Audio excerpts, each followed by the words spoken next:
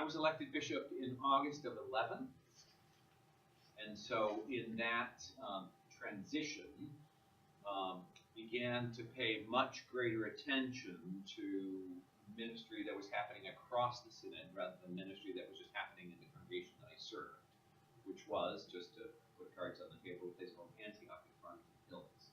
I'd been there about 13 and a half years before I was elected. And so as I came into the office, one of the things that I had to get my mind wrapped around really quickly was our Synod mission statement. Now, I've been part of the development of that statement, and that was a synodical-wide sort of activity. But again, I hadn't sort of appreciated how much it would touch my life moving forward. And so as I sort of settled myself into the office, at least physically, try to get my mind wrapped around what our mission statement is together. And it is that God calls us to rise up, to bear burdens, build bridges, break chains, and bring hope.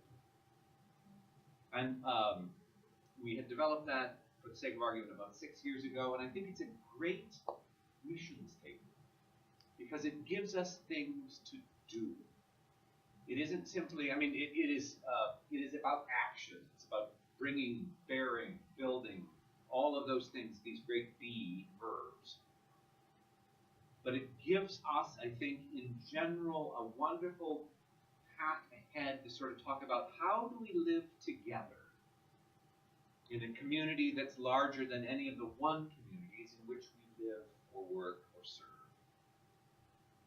And so around that, as I got my mind wrapped into that in the early days of my office, knocked on the door, metaphorically speaking, and there's Ms. Janine Hatcher, who says, I want to talk to you, and introduced by Mr. Robert McCants, who was among my staff. We're at a point where there's not a lot that Ms. McCants and I haven't been able to say each other, but this was in the early days, and we were still very polite to each other. And so Ms. McCants said, you need to meet Ms. Hatcher, and I said, well, okay.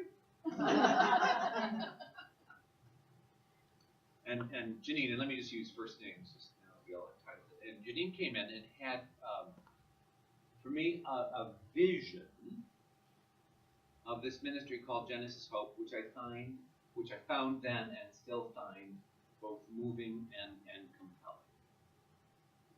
That is out of this community, and I mean that in the sense of this congregation, but also this neighborhood and also this city, I mean that at all three levels, that we needed to be about the mission of making sure that all of God's children, and that's all of us, have access to sufficient and healthy food, so that in this nation, in the city of great abundance,